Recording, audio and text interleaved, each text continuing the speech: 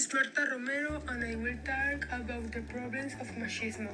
Machismo is an aspect of sexism or sexual prejudice which is expressed in most human societies. This system of belief or ideology classifies human beings by degree of superiority and inferiority according to the degree to which they act. This classification is made according to the supposedly essential natural or biological expectations of what it means to be a true man or a true woman. In the social groups that have fought against discrimination against women, machismo is expressed in more subtle attitudes such as paying men better salaries for performing functions similar or equal to those of women, or granting men the best access to positions of managerial, political, or religious responsibility. It is also observed in advertising messages that in one way or another denigrate women or relegate them to functions such as home and family. Macho behaviors are not the product of a single factor but of a combination of intentions that maintain over time promote this situation, such as sexist education, sexist religious teachings, discriminatory laws, divisions, media, and other factors. Does machismo affect the same men? Yes. How? So, today it is recognized that machismo can affect both men and women, and that in other way we are more or less sexist in society that takes men as the measure of all things, as the prototype of the human being.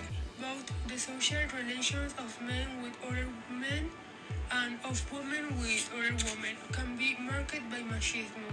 To the extent that a man humiliates, abuses, mistreats, or exploits another for appearing more masculine in his eyes, he is being guided by machismo. Machismo has been an element of social control and sexist exploitation in many cultures because it punishes, for example, any behavior that is considered feminine in men, which is the basis of homophobia, which we understand the fear of acquiring the properties of the woman. This fear of becoming a woman, of denegating helps part. Explanation of the application of certain ethnographic techniques for the social problems, story pictures, and products of qualitative research techniques applied to the social problem. Semi-structured interview. We interviewed several students in my school about their opinion of machismo. All of them answered that it is a very strong problem, since many people point out that this issue happens a lot, and not only in Hermosillo, but also in other parts of Mexico and the rest of the world.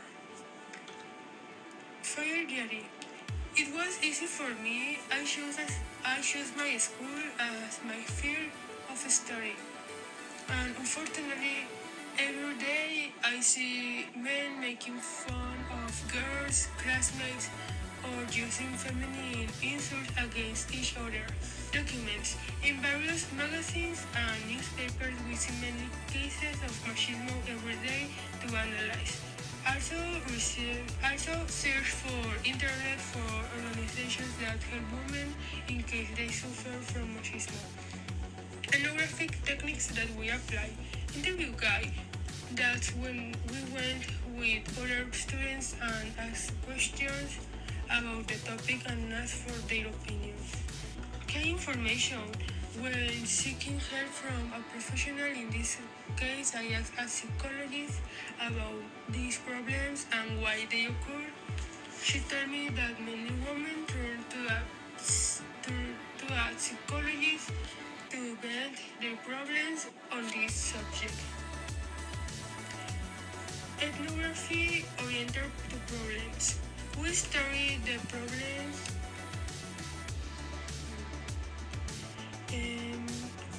Yes, we studied the problems in more depth to better understand what happened. Problems faced during the ethnographic research. In these types of issues, there will always be many difficulties since many times women see abuse towards them as something normal that they experience daily. Sometimes they don't speak out of fear. It was difficult for me to find difference towards the mistreatment of women in Hermosillo and throughout the world, since in most of these sides, in much of the world, women continue to be mistreated and tormented. Personal opinion. In my personal opinion, it makes me very sad to continue seeing that many women suffer from this, since we should all be free of violence and should receive the same treatment as humans that we are. It was interesting to investigate more about this issue because it is something important and we need to find a quick solution on this issue. Conclusion. Machismo in societies in which man is the center of the universe and is taken as the measure of all things is a complex phenomenon that constantly changes its form so as not to change its discriminatory essence. Like the other myths, they link the past with the present and the future. They are transhistorical. The current generation of young people between 50 and 29 years old will love and find it hard to believe that levels of machismo that exist 50 years ago in Dominican society. For example, any young person today would consider that hate of machismo to believe that men should not greet another man more than once a day for fear of being labeled a homosexual. However, when the grandchildren of that generation reach the same age, they will still laugh and find it hard to believe the levels of machismo that existed in the days of their grandfather.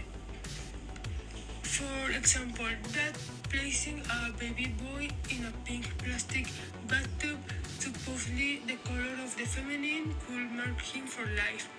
Unfortunately, human beings organize ourselves hierarchically of the basis of social comparisons, based on myths of superiority and inferiority that only exist in our minds. Fear of descent in the social hierarchy and exclusion usually means anxiety, shame, anger, envy, and depression. Emotions that hinder people's well-being and happiness only slowly as men and women stop comparing ourselves to each other. Can we overcome machismo?